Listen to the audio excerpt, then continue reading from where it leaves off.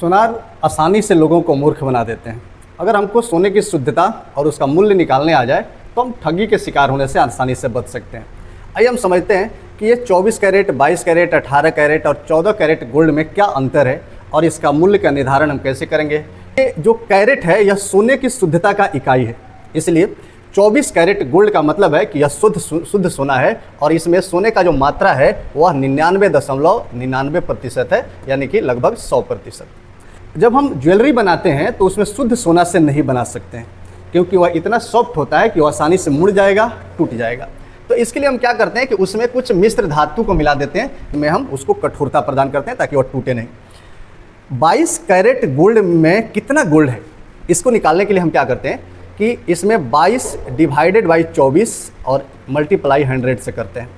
तो जब इसको आप क्रॉस करिएगा तो यह 91.6% आएगा, यानी कि इस 22 कैरेट गोल्ड में सोने का जो मात्रा है वह 91.6% है। और बाकी हम 18 कैरेट में गोल्ड का मात्रा निकालें तो इसमें 18 डिवाइडेड बाई 24 और मल्टीप्लाई करेंगे 100 से, तो यह आएगा 75%, यानी कि 18 कैरेट गोल्ड में सोने का मात्रा 75% होती है।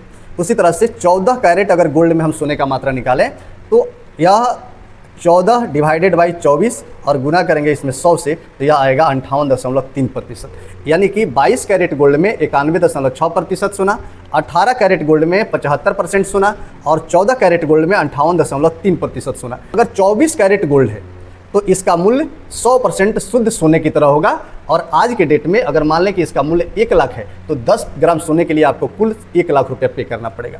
लेकिन अगर 22 कैरेट का आप ज्वेलरी खरीद रहे हैं तो इसमें जो सोने का मात्रा है वह मात्र 91.6% है, इसलिए आपको जो पैसा देना है वह सिर्फ 91.6% ही देना है, यानी कि 1 लाख का 91.6% 91,600 हुआ 10 ग्राम ज्वेलरी के लिए।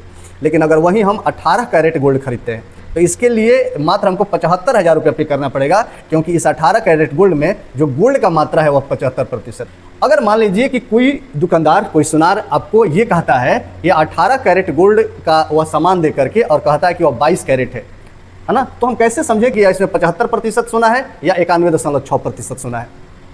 इसके लिए भारत सरकार ने यह अनिवार्य कर दिया है कि जितने भी ज्वेलरी बनाए जाएंगे उसमें सोने की शुद्धता के मापन के लिए हॉलमार्क का पहचान लगाना जरूरी है, यानी कि अगर हॉलमार्क का पहचान किसी ज्वेलरी पर नहीं है तो उसकी शुद्धता की गारंटी भी नहीं है।